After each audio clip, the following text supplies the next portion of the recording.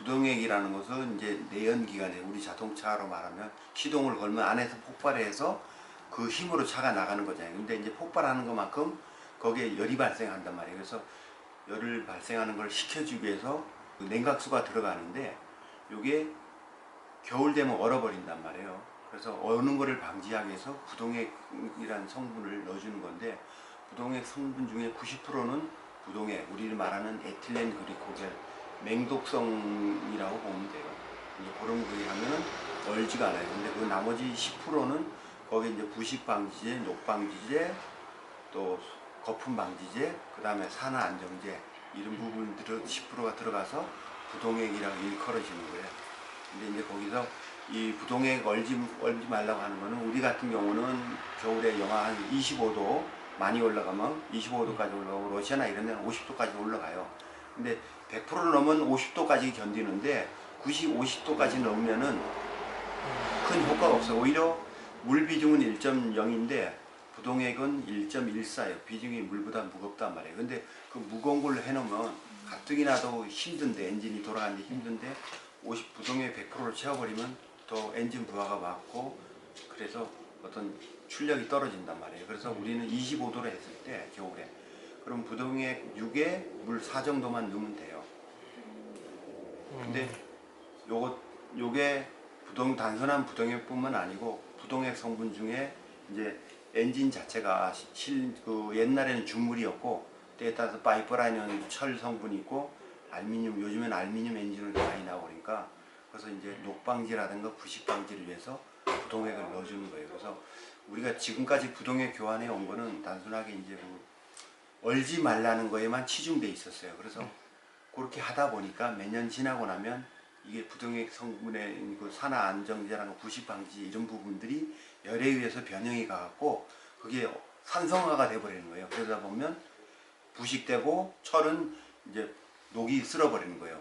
그런 것들을 이제 교환해줘야 하기 때문에 부동액 교환이 필요했던 건데, 그동안 우리가 했던 거는 뭐 다 그렇게 어디 메이커나 다 했는데 한 30%만 정도만 빠지고 나머지 70%는 남아 있었어요. 근데 예를 들어 만약에 라제다가 깨지거나 호스가 터졌는데 운전자가 모르고 가다가 물이 다 빠져버리면 엔진은 열받았는데 잘못하면 엔진이 완전히 망가질 수 있기 때문에 30%만 설계할 때 한 30%만 빠지고 나머지는 70%에서 엔진 보호를 위해서 그렇게 돼 있었는데, 그동안에는 관례적으로 계속 그렇게 해왔는데 이제 그쪽에 연구하시는 분들이 자꾸 새로운 거를 장비를 만들다 보니까 그런 70%가 안 빠진 거를 해결하는 이제 장비가 나와서 지금 불과 얼마 전부터 사용하게 됐던 거예요.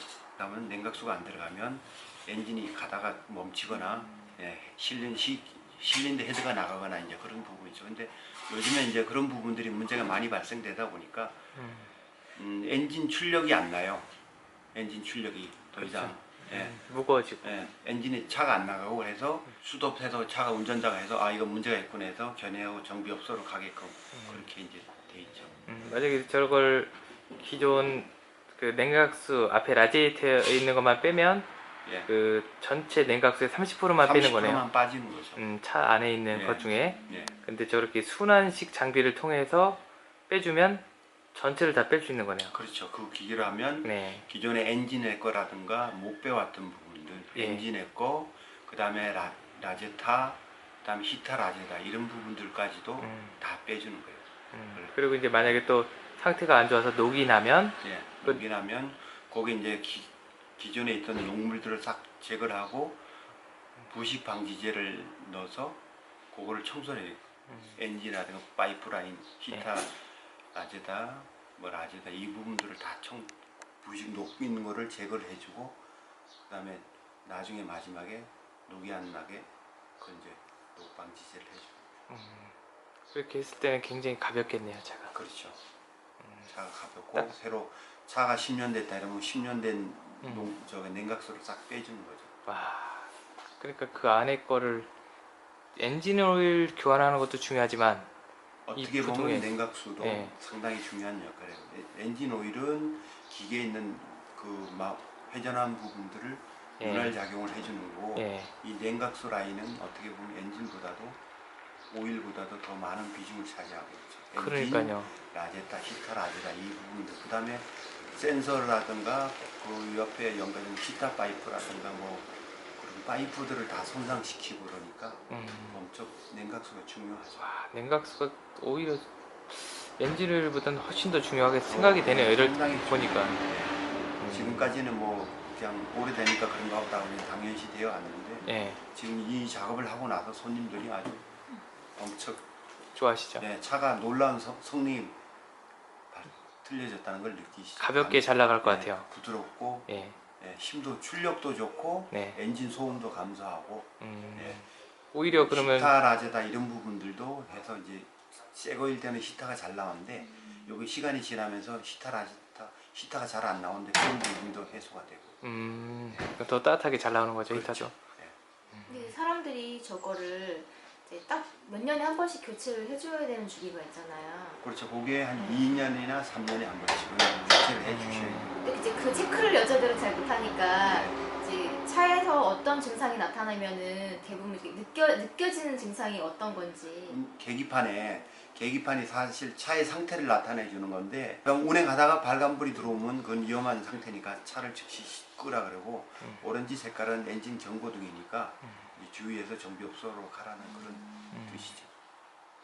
차가 뭐 이제 갑자기 차가 안 나간다거나 뭐 그런 게 느껴지는 건가요? 그 이제 예전에는 가다 보면 냉각수 없고 이러면 오히려 냉각수가 없으면 그 오버히트해서 헤더가 나가고 앞에 연기가 나오고 이제 요즘에는 이제 림폼 기능이라 해가지고 네.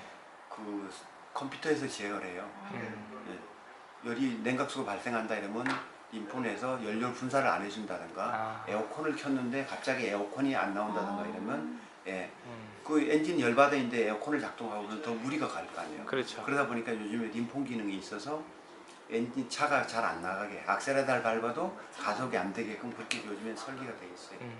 냉각수 순환식 장비를 통해서 네. 한번 작업을 예, 그렇게 하고 해보죠. 예, 예. 한번 현장 한번 가보시죠. 응급실. 네. 자동차 응급실로. 캡을 라제타 캡을 한번 열어보겠습니다. 네. 여기 보시면 그래도 좀 히타 라제다도 좀 캡도 딱 호수 딱딱해졌고 부동액도 보면 탁해요. 최소한 4, 5년은 부동액 교환을 안 하신 것 같아요. 그럼 이 차가 작업을 했을 때 어떻게 나오는지를 한번 해보도록 하겠습니다. 알겠습니다. 예. 물이 들어가고 한쪽은 나오고. 물 들어가고 네. 부동액 나오고. 예. 아, 지금 보면 색깔이 약간 녹물.